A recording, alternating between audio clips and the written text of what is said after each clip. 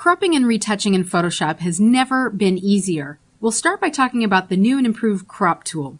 You'll select it here on your toolbar. It looks like sort of a cropping tool, or you can press C on your keyboard to get there. And when you select it, this bounding box goes around your image. When you click and drag, what happens is you're resizing the area that you want to crop inside of. This is very different from how the crop tool used to work. In fact, some people aren't ready to make the transition, and if you wanted to, you could go back to classic mode, clicking this little spoked icon here at the top and choosing classic mode. So let me show you how this works, and then we'll show you the new way, and hopefully this will convince you that the new way is much, much better. So in classic mode, what you would have to do, click and drag to create a bounding area around your selection, and that would set the size for the crop. You could reposition it just by clicking and dragging on the inside of it. And when you had it the way you wanted to, you would just click the check mark or hit enter and return. What's different about a regular mode is that when you click and drag, you're actually reorienting the image behind. And this gives you a little more control, I think, about how and where you'd like to crop the image.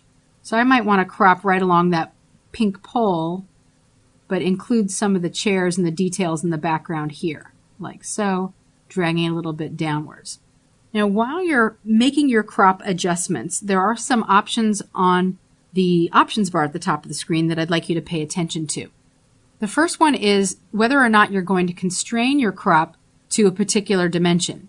Unconstrained gives you full control over all four sides of your crop area. You could also choose original ratio, which would maintain the aspect ratio of your original document. So while you're cropping, you're constraining to that shape. You could also choose a 1x1 square or, 2x3, 4x6 orientation kind of a thing. Or you can create and save a preset for a particular size. Let's go back to unconstrained, and we'll put the cropping the way I had it before.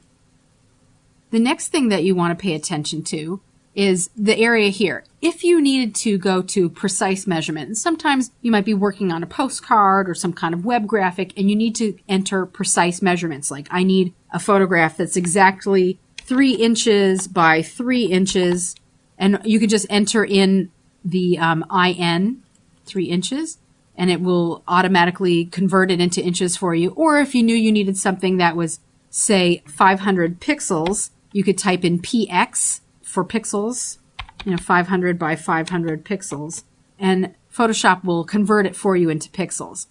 If you leave the area blank, then you can go back to an unconstrained cropping. The next button will allow you to rotate the crop between portrait and landscape.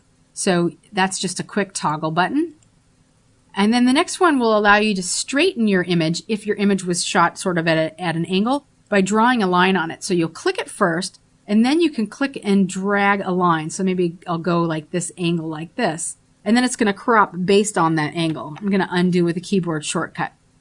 Then this is also really handy, the view of the overlay. You can choose the rule of thirds, which is a popular rule when doing photography, where you typically want to put something on one side or the other, but never really in the center, especially in a square image. You can turn on a grid, show diagonals, triangles, golden ratio, which is a mathematical equation. When you put things inside the golden ratio, things tend to look balanced. There's also the golden spiral.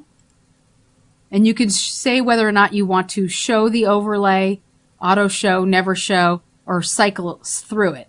I tend to work with rule of thirds unless I need to do some kind of specific layout in a detailed size. When you have your crop the way you want it to be, you can click this enter button or enter return on your keyboard, or this button up at the top of the screen. This would be to cancel. You could also hit escape. And you can choose whether or not to delete the cropped pixels. And this is new in CS6. If you say yes to delete, you're permanently throwing away all of the pixels outside of the crop area. However, if you leave it deselected, the crop is a live, editable, non-destructive crop, which means that you could go back in and modify it at any time. So I prefer to leave it off, even though it increases the size of my file. especially when I'm working with customers, because sometimes they change their mind and they may want to see something different than that had originally been done. Or specs might change, you need to resize it. If that's the case, while you're still in the crop tool, you can resize the crop area like so and have all that information back. It's not lost. It's a non-destructive way of cropping your image. Once you have the crop the way that you want it, then you can start to clean up the image. There are a few sets of tools, and we're just going to briefly touch on them. There's some healing tools here, and we'll deal with the healing brush and the red eye. And then there's some stamp tools, and we'll specifically deal with the clone stamp tool. So let's start with the clone stamp. This is like a rubber stamp where you can ink it up and then repeat, stamp, stamp, stamp as many times as you want. What's really cool about this, however, is that you can sample areas and paint with those areas. So it would be like inking and stamping, and you could change the picture on the stamp as many times as you want. So I'm going to zoom in because I would love to clean up the pizza all over this kid's shirt. And grabbing the clone stamp tool, you need to do a sampling before you paint or stamp with this tool. So the first thing you would do is set the size of the brush and set whether or not the brush has a hard or soft edge. And I'm going to leave it with a soft edge here. And then I want to copy this area and paint with that area on this part right here. To sample, you hold down your Alt or Option key, which turns your brush into a target. So you click once on the artboard, release your mouse, release the Alt or Option key, and then you can click to paint with that information. Notice that as I click, you'll see that plus sign to the left. That shows you the sample or source area relative to the painting area. Now, as I get up here, I might want to resample. So if I resample from here and then shift over to the right, I can cover up the area that was there before. Now, I might want to resample from over here, and that's the wrong angle. So maybe resampling here and then bringing it down like that. And then maybe resampling from here and trying to line that up so it's clean. So I did a pretty good job. Of course, I could take a lot more time to clean that up, but that's the general idea. You'll always hold down your Alt or Option key to sample and then click, or you could even click and drag, honestly, to paint. So if I wanted to do a larger sampling like this, then I could just bring it right on top, and there's like a little bit of a ghosted image, and just clicking once. You could also click and drag, like I say, but I would probably, for the best job, keep my sampling area fairly small so I can line it up nice and neatly and just go a little bit at a time until I have it all cleaned up. So that's working with the clone stamp. Now, as far as cleaning up the face, you might want to use some of the healing brushes over here. So let's look first at the spot healing brush. With the spot healing brush, what you'll do is you will click once and release. And what it does is it samples all of the surrounding area pixels and paints with that information on top of the spot that you just clicked on. So if I did it right here, just clicking once and releasing, it kind of takes all the pixel information surrounding. It's not perfect, but it can sometimes do a pretty good job.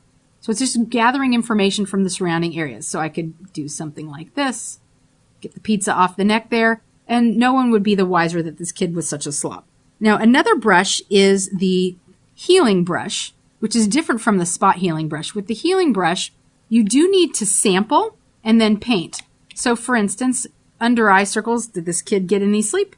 Let's click and sample here, and then we could paint those under eye circles away. And what it does is it takes the original information from the sample area and then it paints with it. That last one didn't do very well, so I'm going to undo with my keyboard shortcut. Let's sample here and paint like that.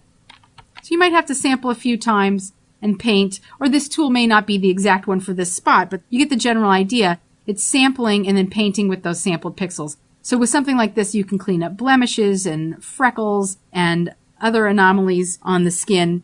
This is a good tool for beauty shots and other fine editing things that you plan on doing. Now, there's another tool under here that's a little weird to use. It's called the patch tool. And with the patch tool, you can patch with the source to the destination or destination to the source. So by default, it's set to source up here. Let's go down to the shirt again. So what you could do is you could drag a marquee area, a selection around a spot. So we're doing the source, and then what you'll do is you'll click and drag on top of another area, and just try to line that up as best I can. Like so. And then what it does is it takes the sampled area that you drag it to and fills with that selection. The other way is with the destination, where you say this part is going to replace that part. You're sort of dragging the destination onto the area that you want to replace. So that's the patch tool. The last one that I want to show you is the red eye. Now these days a lot of digital cameras have excellent red eye detection and elimination automatically, but if you're still working with color film, or you have an older digital camera, or you're in the right circumstances and you still get that red eye, this tool is exactly what you need. It's so easy to use. All you need to do is select it from the toolbar and then click once inside the red area and release your mouse. And it will look for the red and replace it with black. You can also adjust the pupil size using the slider, as well as darken or lighten the amount of adjustment, but it's a single click. Just click once and you're done. That's the basics about working with retouching tools, but we will have a later lesson that deals more in depth with retouching.